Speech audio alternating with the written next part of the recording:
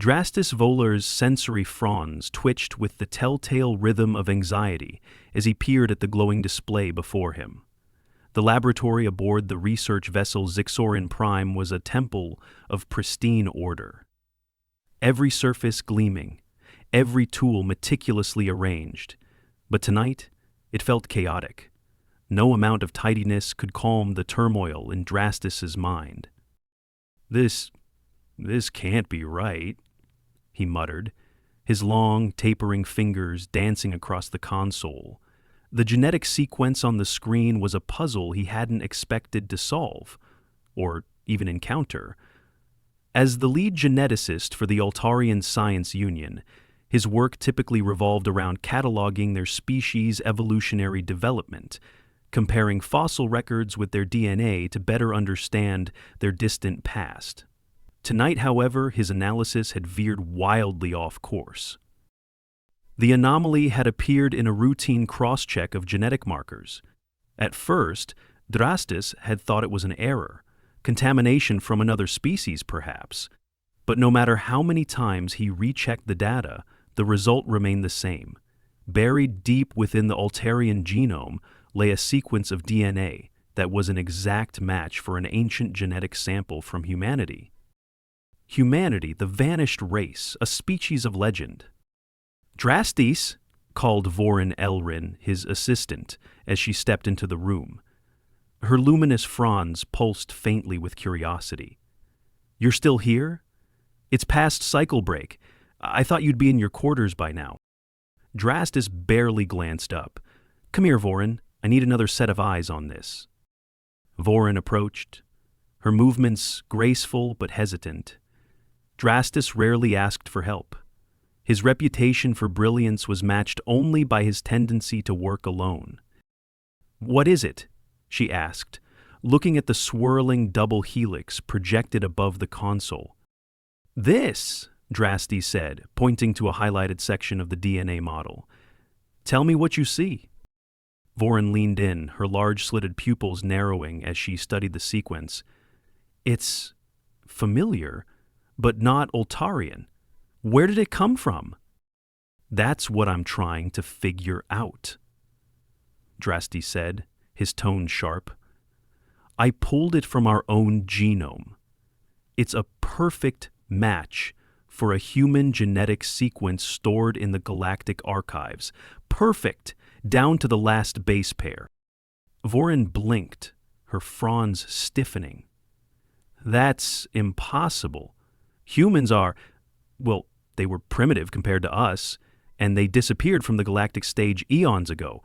How could their DNA be part of ours?" "That's the question, isn't it?" Drastis straightened and began pacing the lab, his voice growing more animated. The human genome was archived for historical purposes, a curiosity of evolutionary biology.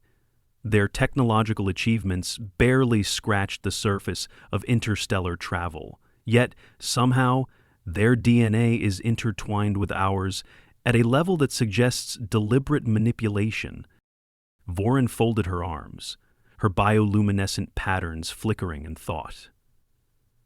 "If what you're saying is true, this could change everything we know about our origins.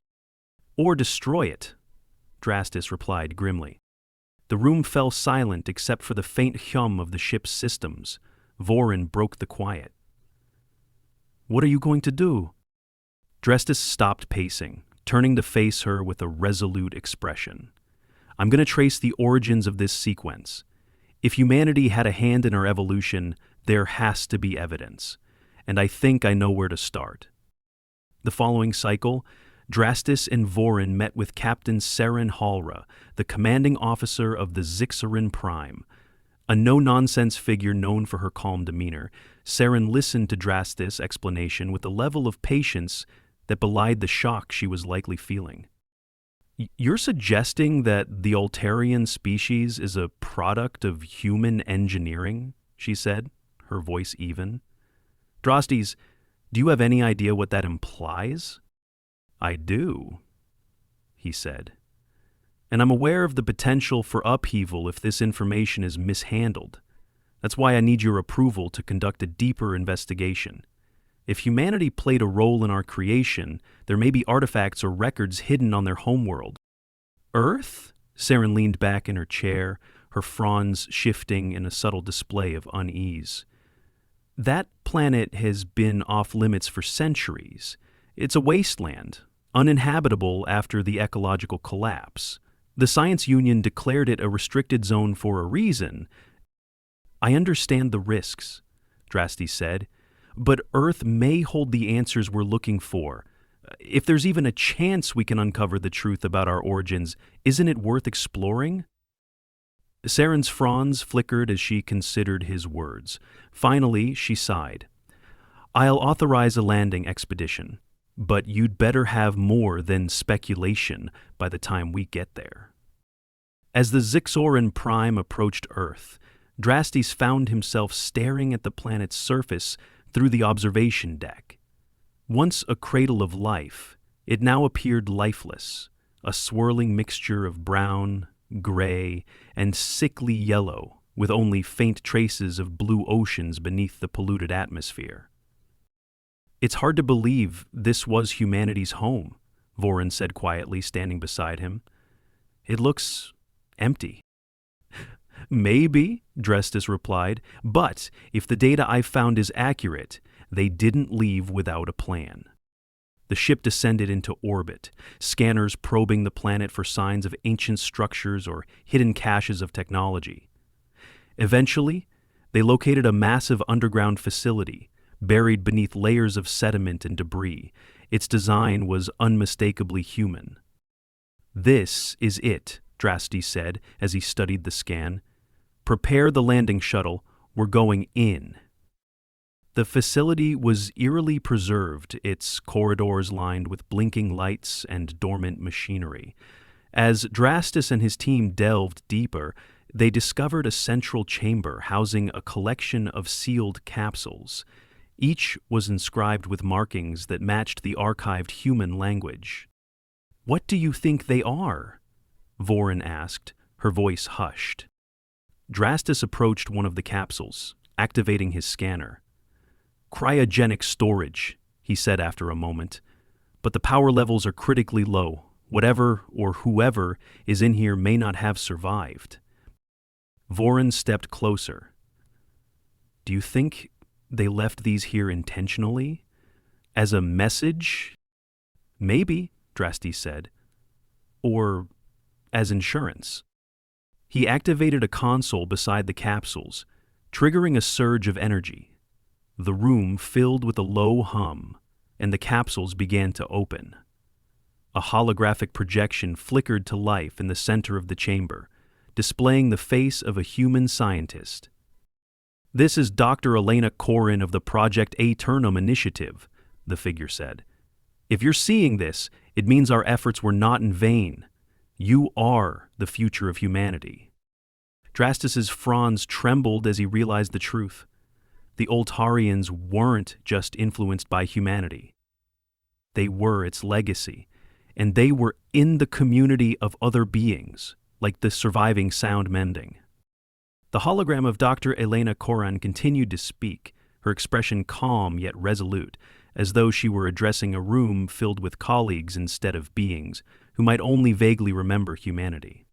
The Altarian team stood transfixed, their luminescent fronds casting shimmering reflections on the dusty walls of the chamber. We called it Project Aeternum, the hologram explained. Earth was dying, and with it our species. War, famine, climate collapse. Our planet became a graveyard of our mistakes. But we refused to let our story end there. Using the most advanced genetic technology available, we created a blueprint for survival. You are part of that blueprint. Drastis stepped closer to the hologram, his scanner recording every word. Blueprint? He murmured. What does she mean by that? As if in response, the hologram shifted, displaying a rotating image of a double helix. The DNA model was identical to the sequence Drastis had discovered within Altarian genetics. This, Dr. Corin said, gesturing to the projection, is the code of your existence. We didn't just modify your DNA. We embedded memories of our species, our culture, and our failures into your genetic structure. If you've found this message, you've reached a level of advancement where you can interpret it. Memories, Vorin whispered, her fronds rippling with unease. Is she saying we carry human knowledge in our DNA? Drastis nodded slowly. It's possible. Genetic memory encoding has been theorized, but this is on a scale beyond anything we've imagined. The hologram shifted again, now displaying a series of star charts. We seeded similar projects across the galaxy, Corin continued. Altar was one of our primary targets. Your world was chosen for its stability and potential for sustaining life. Other planets may have birthed their own versions of humanity, but you Altarians were among our most ambitious designs. We hoped you would thrive where we failed. The projection flickered, her face softening. But beware. Your history is one of conflict and greed. If you've discovered this, then you may face similar challenges. Learn from us. Build a better legacy. With that, the hologram dimmed, leaving the chamber in silence. Drastis turned to his team, their expressions a mixture of awe and dread. We're not just Altarians, Vorin finally said, her voice unsteady. We're engineered descendants. We were created. Drastis let the weight of her words settle before speaking. This changes everything we know about ourselves, our evolution, our culture. It was all shaped by humans. We're their legacy. Now, what do we do with that knowledge? The return to the Zixoran Prime was subdued, the team preoccupied with the enormity of their discovery. Drastis secluded himself in his quarters, poring over the data extracted from the facility. The more he learned, the more questions emerged. Among the holographic logs, one message stood out. A final file labeled Directive Alpha. It was heavily encrypted, requiring hours of careful decoding. When it finally opened, Drastis felt his fronds stiffen in surprise. The message contained detailed schematics for a massive machine called the Resonance Gate, a device capable of bridging vast distances between star systems. According to the log, it was designed to connect humanity's scattered creations, allowing them to share knowledge and resources. But the gate had never been completed. The gate, Drastis murmured. They wanted to unite us. He summoned Vorin and the other senior scientists to his lab. As they examined the data, their excitement grew. This could be revolutionary, Vorin said, her fronds pulsing with anticipation. If we build this gate, we could discover other species like us, other descendants of humanity. But there's a risk, said Ultron Vec, a bioengineer. If humanity encoded their flaws into us, as well as their strengths, we could be inviting conflict. What if the other species aren't as advanced? Or worse, what if they are? Drastis weighed their concerns. We've always prided ourselves on our intelligence and adaptability. Now we know where those traits come from. If we truly are humanity's legacy, then we have a responsibility to fulfill their dream of connection. But we must proceed carefully. Over the next few weeks, the Zixoran Prime's crew began working to decode the gate's plans. The process was slow, the technology far beyond even Altarian standards. But the more they uncovered, the clearer it became that the Resonance Gate was the culmination of humanity's final hope, a chance to redeem their mistakes by fostering unity among their creations. As the ship prepared to return to Altar, Drastis received an unexpected communication from Vorin. "There's something you need to see," she said, her voice urgent. "We found another log buried in the gate schematics. It's, unsettling." Drastis joined her in the lab where a recording played on the central display. This time, the message wasn't from Dr. Corin. Instead, it showed a grim-faced man in military attire. "This is Commander Talon Rowe of Earth Defense Command," the man said. "If you're receiving this, be warned, Project Eternum wasn't the only initiative humanity pursued. Others sought to preserve more than just our virtues. They sought to weaponize our species. If you encounter beings who are hostile or overly aggressive, they may be remnants of those darker experiments." The recording ended abruptly, leaving the room in stunned silence. "Weaponized," Bavorin said, her fronds drooping. "They created enemies?" Drastis exhaled slowly, the implications sinking in. It seemed humanity's mistakes followed them into extinction. If there are other species like us, descendants of these darker experiments, we may have to face them. He straightened, determination flickering in his bioluminescent patterns. "But we'll cross that bridge when we come to it. For now, we focus on the gate. Whatever lies ahead, we'll face it as the Altarians we've become." The crew returned to Altar with their findings, unaware of the cosmic ripple their discovery would send across the galaxy. Back on Altar, the revelations from Earth stirred a storm of debate. The scientific community, once confident in their understanding of Altarian origins, was now fractured between those who embraced the human legacy and those who rejected it. Drastis Volar, at the center of this maelstrom, found himself both celebrated and vilified. The resonant hum of the planetary council chamber filled the air as Drastis stood before the assembly, his fronds quivering slightly under the harsh scrutiny of the gathered delegates.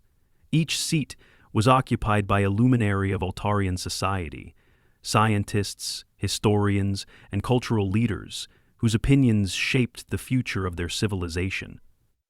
"You are proposing that we allocate vast resources to construct an alien device," Councillor Larrick began, his voice sharp.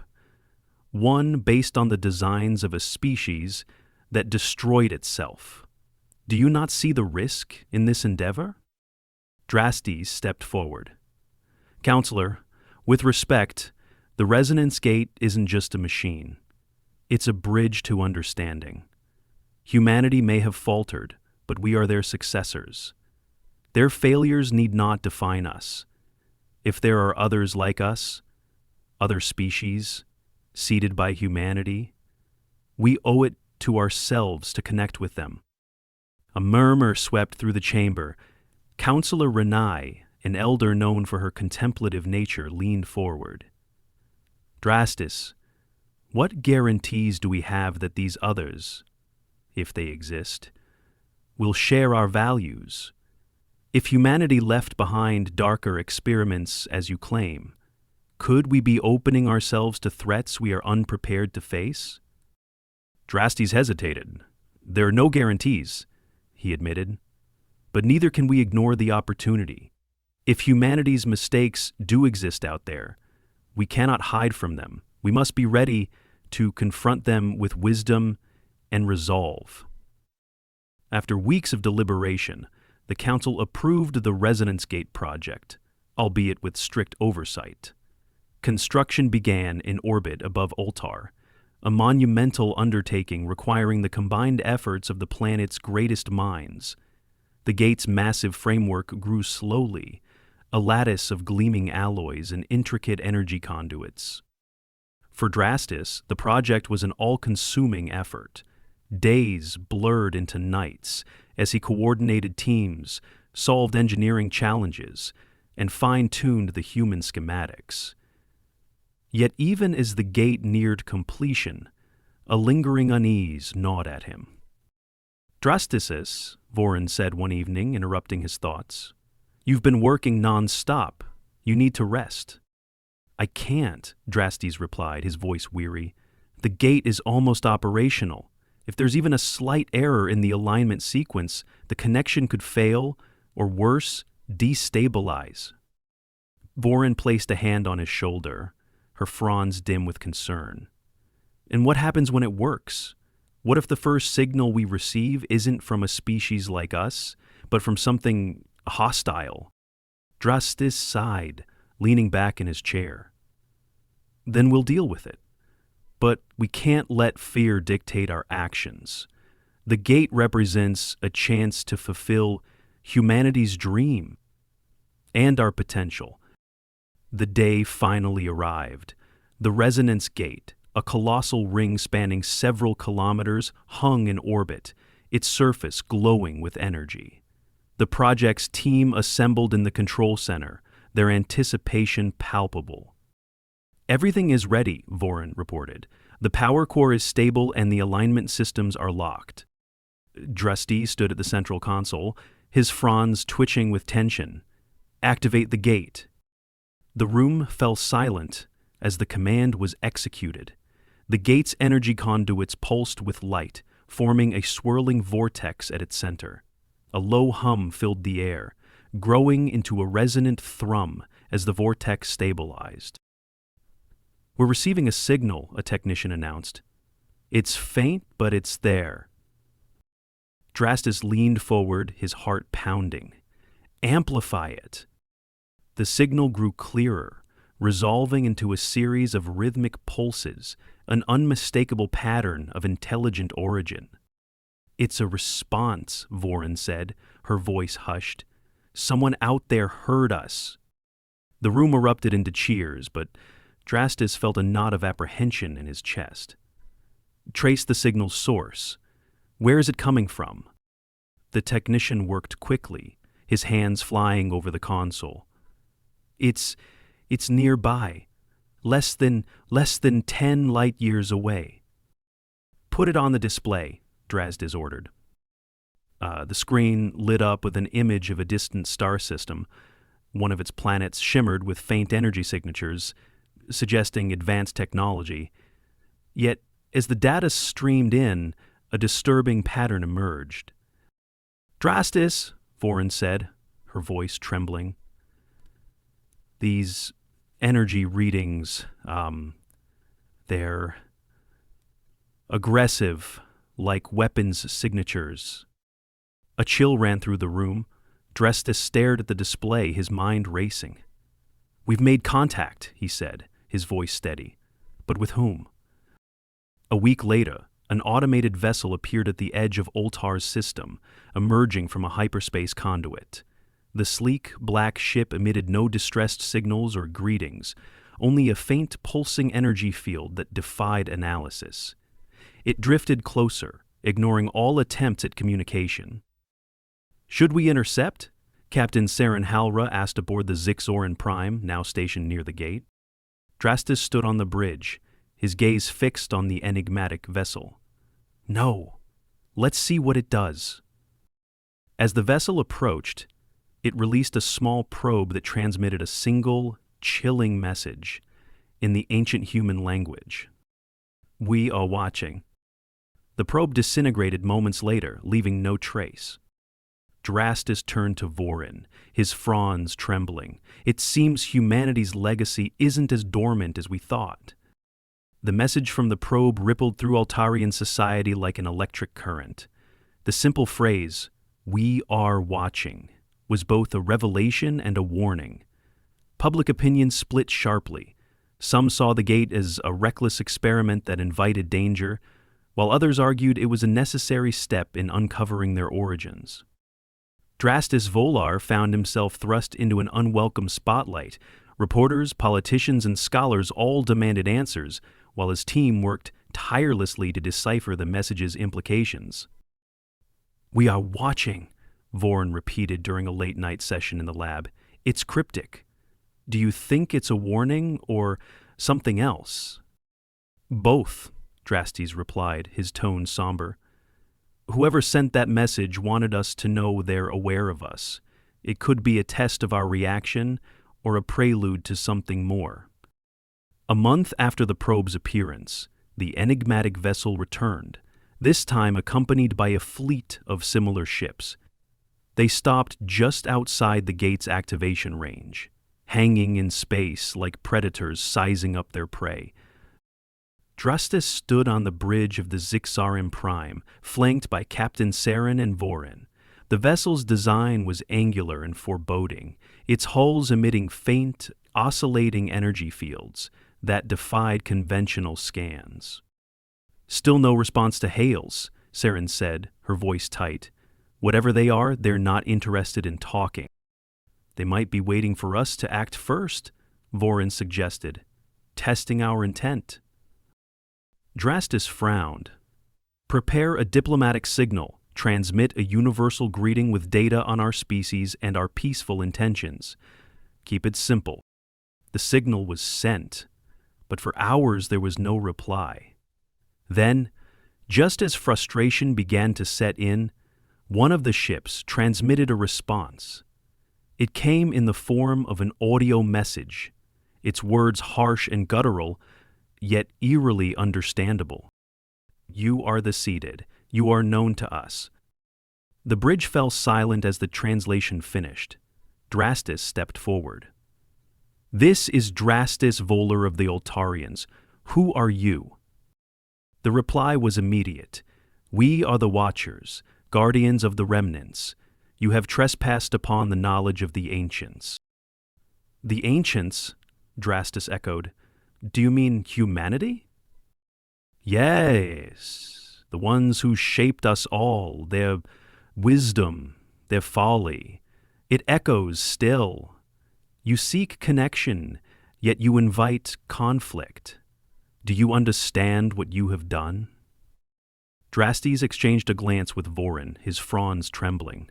"We activated the gate to reach others like us. If humanity created us, it's only right we seek to understand their legacy." The voice of the Watchers grew sharper. "Humanity's legacy is destruction. You would awaken powers better left dormant." In the days that followed, the Watchers allowed a cautious exchange of information. Drastis learned that they were another of humanity's seeded species, one deliberately engineered to serve as protectors and custodians of humanity's secrets. Their species had been modified with heightened aggression and strict loyalty to their creator's directives. "We were designed to guard the gates," the Watcher's representative explained during a tense meeting aboard the Zixarim Prime, "to ensure that only those worthy may pass. Many have tried. Most failed. We are the survivors of our creator's darker intentions." "When have you come here?" Drastis asked. "You are the first to successfully activate a gate in centuries," the representative replied. "We came to see if you are ready to claim what lies beyond." "And if we aren't," Captain Saren interjected, "then we will ensure you cannot proceed." The confrontation escalated as debates raged across Ultar about whether to shut down the gate or continue exploring its potential.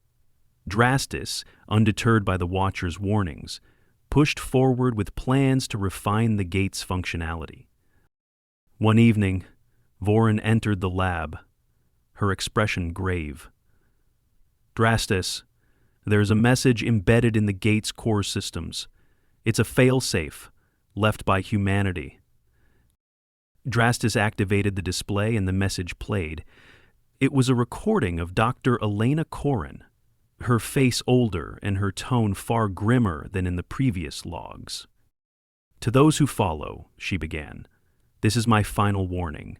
The Resonance Gate was humanity's greatest achievement and its greatest risk. The knowledge it unlocks is vast, but so are the dangers. If you proceed, you must be prepared to face the consequences. Choose wisely." As the message ended, Drastis felt the weight of her words settle over him. He turned to Vorin. "Shutting it down isn't an option. We've come too far." "And if we aren't prepared for the consequences?" she asked softly. Drastis straightened. "Then we'll adapt. Humanity's legacy is ours now. It's our responsibility to move forward."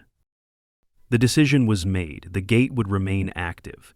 The Watchers, reluctantly convinced of the Altarians' resolve, withdrew their fleet, issuing one final warning. "You walk a dangerous path. Tread carefully." With the gate operational, the first connection was established to a distant star system. A signal came through almost immediately, an automated message from another seeded species inviting the Altarians to a meeting of shared legacies. Drastis stood before the swirling vortex of the gate, his fronds calm despite the gravity of the moment. "This is what we were made for," he said to Vorin. "Not just to survive, but to seek, to learn, and to grow." As the team prepared to step through the gate, the faint echoes of Dr. Corrin's voice resonated in his mind. Build a better legacy. Drastis took a deep breath and stepped forward, into the unknown.